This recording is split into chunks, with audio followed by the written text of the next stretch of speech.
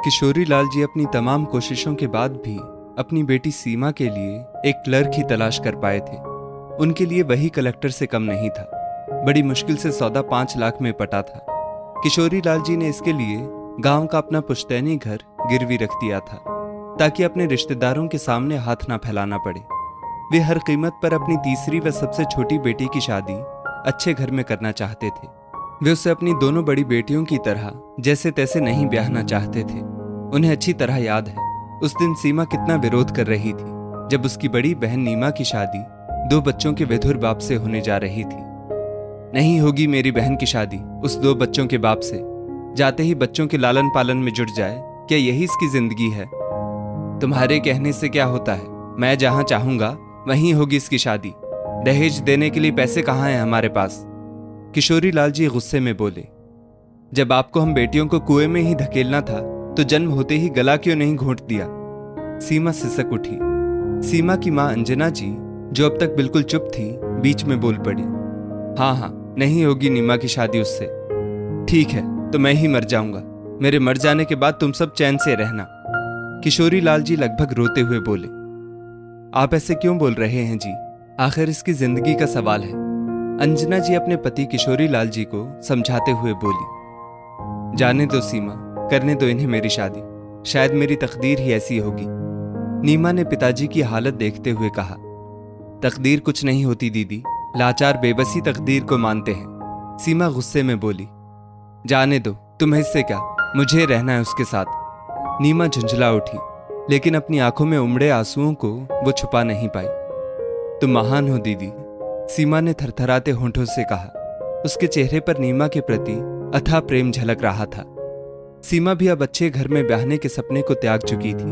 वो अच्छी तरह जानती थी कि अच्छे खाते पीते घर के लड़की की कीमत 5-6 लाख से कम नहीं होगी। पिताजी की आय इतनी भी नहीं थी कि 5 व्यक्तियों का परिवार सुचारू रूप से चल सके। महीना खत्म होते होते लेनदारों की भीड़ घर पर जमा हो जाती। कभी मकान का किराया बाकी रहता तो कभी राशन का। ऐसे में 5-6 लाख का इंतजाम करना पिताजी के लिए कठिन ही नहीं, नामुमकिन भी था। आज सीमा के लिए एक रिश्ता आया। रिश्ता अच्छे घराने से था। अंजना जी भी उसे बार बार समझा रही थी, देखो बेटा, लड़का बहुत अच्छा है, नौकरी करता है, घर बार भी ठीक है। मेरी बात मानो तो जिद छोड़ दो, इससे अच्छा लड़का फिर नहीं मिलने वाला। नहीं माँ, मुझे ऐसे लड़के से शादी नहीं करनी।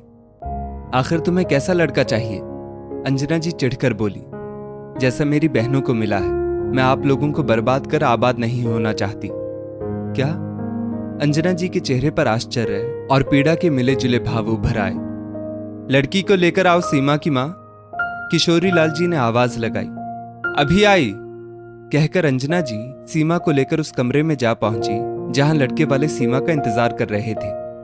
नमस्ते करो बेटा, अंजना जी ने सीमा से कहा तो वो क्रोध भरी निगाहों से अपनी मां को घूरने लगी।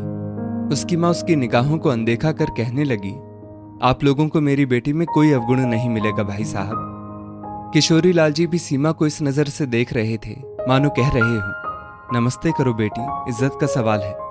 सीमा ने उन लोगों को नमस्ते किया और वहीं एक खाली कुर्सी पर बैठ गई। सामने बैठे एक नवयुवक को उसकी ये हरकत अच्छी नहीं लगी। शायद उसी की शादी सीमा से होने वाली थी। वो नकचड़ी लड़की नहीं चाहता था, इसलिए बोल पड़ा, आपको थोड़ी भी तमीज नहीं है, किसी से पूछे बिना कुर्सी पर बैठ गई। आप कौन है मिस्टर? सीमा ने गुस्से में पूछा। इन्हीं से तुम्हारे रिश्ते की बात चल रही है बेटी।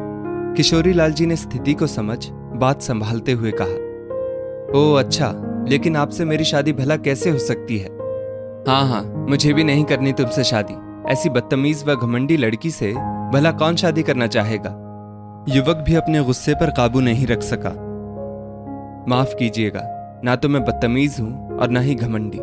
दरअसल मैं ही आपके लायक नहीं हूं। सीमा अब कुछ नम्र हो चुकी थी। मुझे तो ऐसे लड़के की तलाश है जिसकी मैं लाठी बन सकूं। मैं कुछ समझा नहीं। युवक ने हैरत से पूछा, आप नहीं समझेंगे, मेरी दोनों बहनों की शादियां भी ऐसे घरों में ही हुई है और अब मैं भी ऐसे ही लड़के से शादी करना चाहती हूं जो दहेज ना ले। और साहब, बिना दहेज के तो वही शादी करेगा जो शारीरिक या मानसिक तौर से बीमार हो या जिसकी पत्नी मर गई हो, जिसे बच्चों को संभालने के लिए एक आया की जरूरत हो। अगर ऐसा कोई आदमी आप लोगों की नजर में हो तो अवश्य बताइए, मैं आप लोगों का एहसान मानूंगी।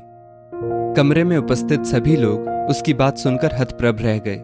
कुछ देर कमरे में खामोशी छा गई। शादी के लिए आए युवक रवि ने अपनी खामोशी तोड़ते हुए कहा, सीमा जी, मैं आपसे शादी करने के लिए तैयार हूं, वो भी बिना दहेज के। तभी बीच में रवि के पिताजी बोल पड़े, ये कैसी बातें कर रहे हो बेटा? शादी में कितने खर्च होते हैं, वो क्या हम अपनी जेब से लगाएंगे? और एक बार अपनी छोटी बहन के बारे में भी तो सोचो, उसकी शादी क्या बिना दहेज के हो जाएगी? बस करिए पिताजी, कब तक दहेज को जायज ठहराते रहेंगे हम? हमें ऐसी सोच से आजाद होने की जरूरत है। दहेज की कुप्रथा से ना जाने कितनी बेटियां अपनी जान गंवा चुकी हैं, कितनी बेटियां आजीवन कुंवारी रह जाती हैं, और कुछ बेटियां इस तरह से समझौता करने पर मजबूर हो जाती हैं। रवि सहज स्वर में बोला तो सीमा आश्चर्य से उसका मुंह ताकने लगी। रवि के लिए उसके मन में अथाह प्रेम एवं सम्मान उमड़ आया। दोस्तों, इस स्टोरी को लेकर आपकी क्या राय है? नीचे कमेंट करके ज़रूर बताइएगा, और ऐसी ही और भी बेहतरीन वीडियोस के लिए हमारा पेज ज़रूर फॉलो करें।